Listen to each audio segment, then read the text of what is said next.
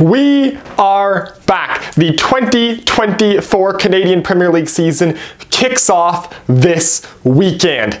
And with the craziest off-season in CPL history in the books, it's time to preview and predict this upcoming 2024 CPL season. So how we're going to do this is I'm going to go through, rank all 8 teams from 8th to 1st on how I think they're going to do in the regular season this year, and then predict who I think is going to win the key CPL awards. No Players Player of the Year, because I think that's pretty similar to Player of the Year and also is more dependent on player opinion, and no Coach of the Year prediction, because Coach of the Year is typically the award for team that people think is going to finish down here that ends up finishing up here award. So no point really predicting that pre-season. Start things off with the CPL regular season, and we're just going to jump right into it. In 8th place, last in the CPL this season, I have Valor FC. Now Valor, who came last in the league last season and had a tough go of things last season, also had a tough off-season to add insult to injury. They lose their goalkeeper Yesley, who was fantastic all of last season, and despite the team coming last, was a finalist for CPL Goalkeeper of the Year, and they lost Matteo De Bruyne, the CPL's U21 Canadian Player of the Year winner last season. So probably the 2 best players on last year's squad both leaving Valor, leaving them in a tough spot. Now they did get some solid pieces coming in, Femi Anthonoglu from Toronto FC, and also they bring in Sean Hundal, which should sort out the striker issue, which was their biggest concern last season. They could not get any goals from their strikers last season, and Sean Hundal had 6 for Vancouver FC, which would have far and away led Valor last season. The big thing for Valor was at the beginning of last season, defensively, they were the best team in the league, but in the second half of the season, that all fell off, and the defense started conceding goals at an alarming rate.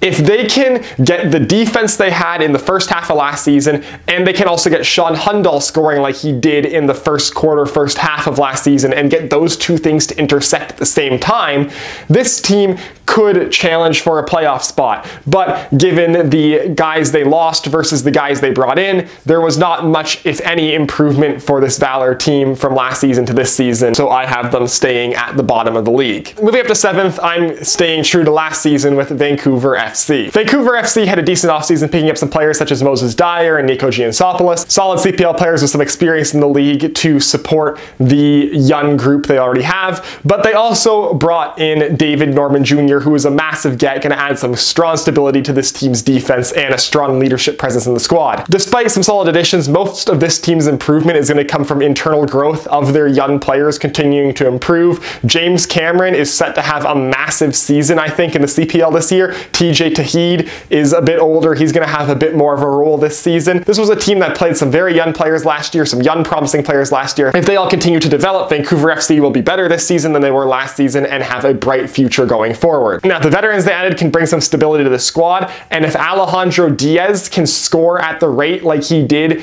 back in 2022 with Pacific FC for at least the first start of the season while he's still at Vancouver on loan, Vancouver could find themselves in a playoff spot, especially early in the season. Top 5 is not out of the question for this team if everything goes right, and I think they are definitely a stronger squad than they had last year. However, I don't think overall the improvement has come at a high enough rate for them to be a solid playoff team. Up to 6th, I have Pacific FC. Pacific FC probably had the roughest offseason of anyone in the CPL, losing Amer Didic and Manny Aparicio, one of the best defenders and one of the best midfielders in the CPL, will put any team in a tough spot. To offset those outgoing players, they had some decent additions: Christian Greco-Taylor, Rion Moore, Dario Zanata, some solid pickups, yet none of the incoming moves they had were really groundbreaking, and the guys who they lost were CPL titans. I think this is going to be a down year for Pacific. I think they're not as strong as the team they've had in the past 3 years,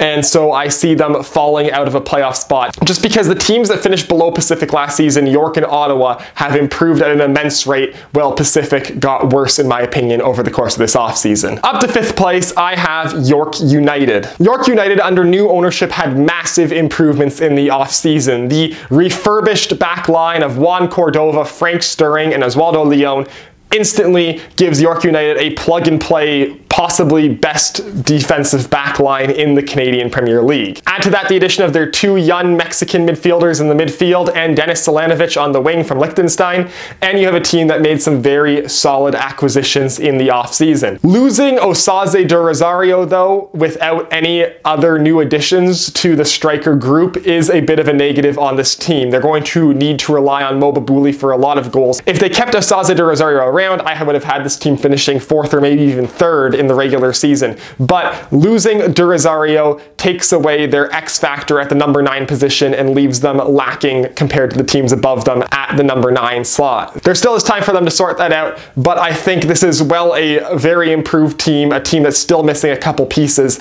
to truly be a high-end contender in the CPL. That being said, York has a very high probability chance of being a playoff team this season. Moving up to number 4, I'm putting Forge FC. I am finally predicting a bit of a downfall of Forge FC. They're still solidly a playoff team, but I don't think they are one of the premier teams in the CPL anymore. Losing Mandrakar James with no real solid addition at center back and losing Woobens Pacius without a solid replacement at the number 9 role both significantly hurt this Forge team. They've brought in some solid pieces though. Daniel Para on loan. Eliman Cisse is back in the lineup, giving them more stability in the midfield. They've added some solid players. However, Pacius was one of the best strikers in the Canadian Premier League. Mandrakar James is one of the best defenders in the Canadian Premier League. Those are big shoes to fill, and they haven't signed anyone in those specific roles to replace them. The big thing for Forge though this season, the biggest form of improvement for them could be that Tristan Borges looks like he has his swagger back. Since coming back from his failed stint in Belgium, he's never really been back to that 2019 form that he had as a 19-year-old for Forge FC in the first CPL season. However, it looks like that Olympico goal in the last year's final may have rejuvenated him, as in the CONCACAF Champions Cup matches that Forge played back in February, Borges looked great. He looked like he was coming back to being his former self. And so if Tristan Borges is back up to being a sneaky potential player of the year candidate, Forge could still be completely fine this season and still be a dominant team in the CPL. Up to number 3, I'm putting the Halifax Wanderers. Halifax, the surprise of the CPL last season. Most of the young core is kept around. We're going to see continued improvement from Massimo Fair and Dan Nimick. They are going to look very good this season. And on top of that, they add some solid pieces. Ryan Telfer coming in. Christian Valesky could be a dark horse for the Golden Boot race. Very solid veteran additions into this Halifax team to add to a very strong young core. On top of that, this is the best home field team in the league. The home field advantage that Halifax has is unlike any other team in the CPL. They're going to win a lot of games at home. If they can win more games on the road, which I think with the veteran presence they've added, they can very much do that. They are going to be a contender to push up into the top 2 in the regular season this year. I definitely, with the home field advantage and the guys they've added, see them finishing ahead of Forge this year. Halifax is legit, and they are going to stay legit this season. Up to number 2, I have Cavalry FC. Cavalry FC kept most of the core from last season around. Meyer Bevan leaving for personal reasons is a blow, but they add Malcolm Shaw and Tobias Warszewski as striker options to replace him. Also adding in Lucas Diaz on loan from Sporting. Solid group that Cavalry has assembled and kept around for this season. Now, honestly, there's not much else I can say about Cavalry except for what they accomplished last season and how dominant they were. The only reason why I don't have them finishing first in the league is because of what Ottawa has assembled. But they still have Dan Klopp. They still have Ali Musi. This is a very, very, very strong team. Honestly, they're my pick to win the CPL championship this season. I think this is finally going to be the year where Cavalry figures it out in the playoffs and gets that championship. However, in the regular season, over the course of the whole season, I think there's one team that has just built something crazy this season and is going to finish above them, and that is Ottawa. Atletico Ottawa, Matteo De Bruyne, Ryan Yesley,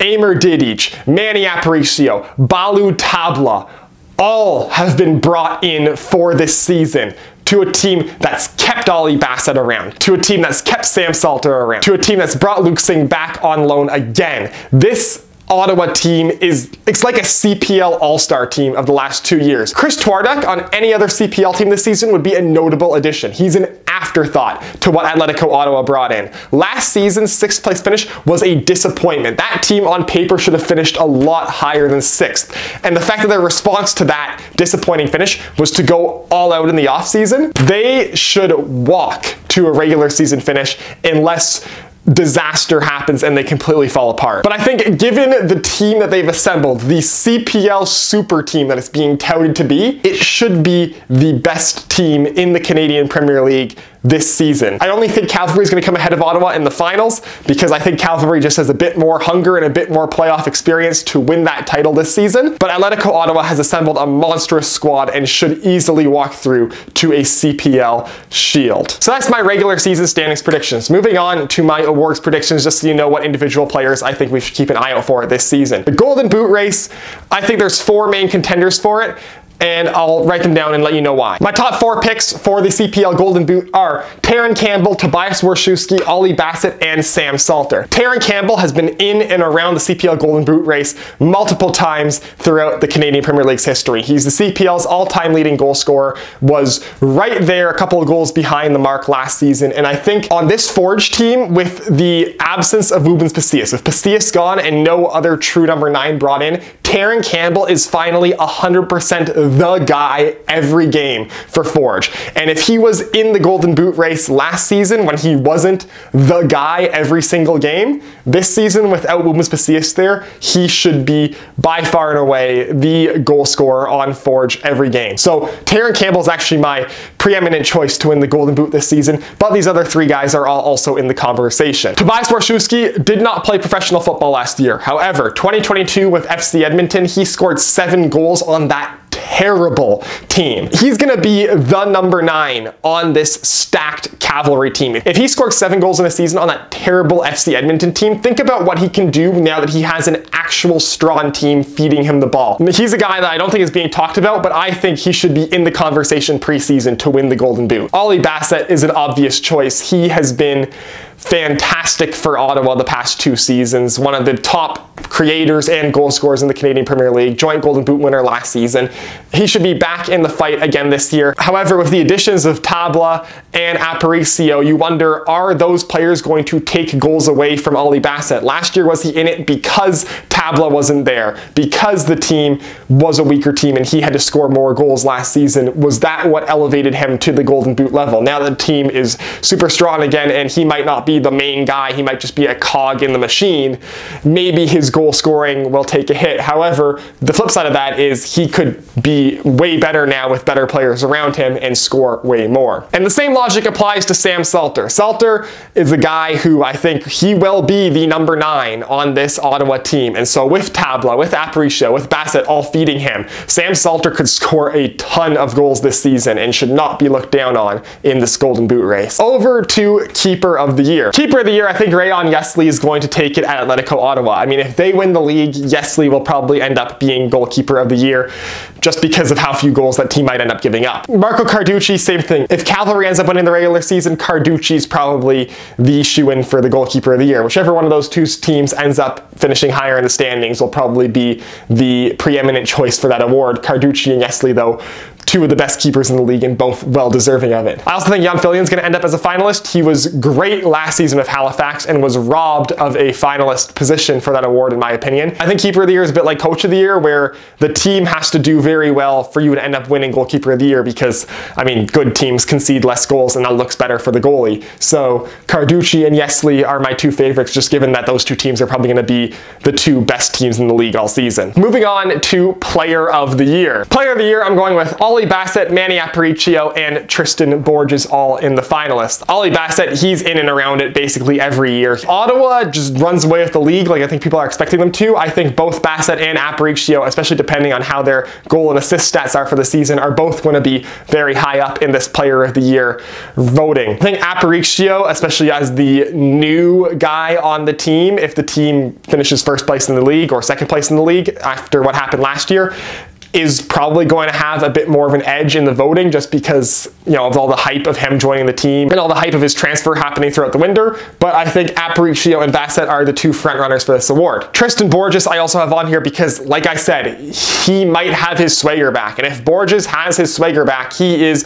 as good of a player in this league as anyone else. We might be seeing a return to 2019 form from Tristan Borges this season, and that would just put him right up into the Player of the Year conversation. Over to Defender of the Year. Dan Klopp obviously is in that conversation again, Defender and Player of the Year last season. Honestly, just because of how much he cleaned up at the awards last season, if Cavalry doesn't find a way to improve upon what they did last season, it's going to be very tough for Dan Klopp to win any awards this year, despite the fact that he probably will still be the best defender in the league. Amer Didic on a very strong Ottawa team will be showcased even more, and so we'll definitely throw him into that conversation of Defender of the Year, especially again if Ottawa does do what everyone's expecting them to do and dominate the regular season. Dan Nimick as well, he was fantastic last season for Halifax. Nothing indicates that he won't be anything other than fantastic again this season.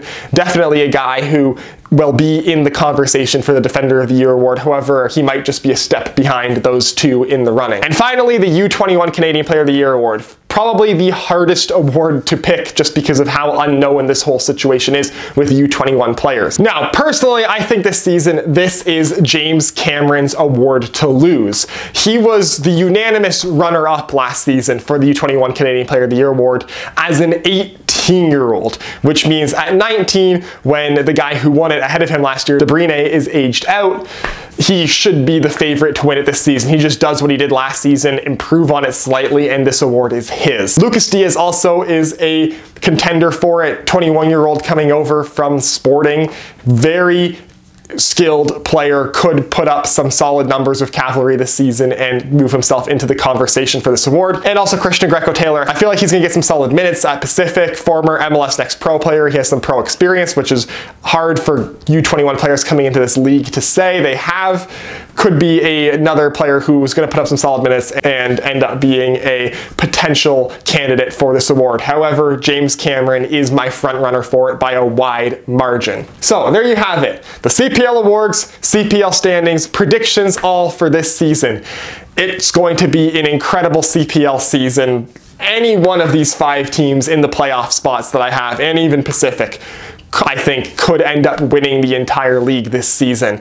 Very, very tight. We've had improvements across the board, I think, for most of these teams this offseason, and it should be the most exciting season of CPL soccer in the history of the Canadian Premier League. So that is for this video. As always, if you like my stuff, hit like. If you want to see more of my stuff, hit subscribe. Follow me on Twitter. Link is down below in the description. I will see you next time.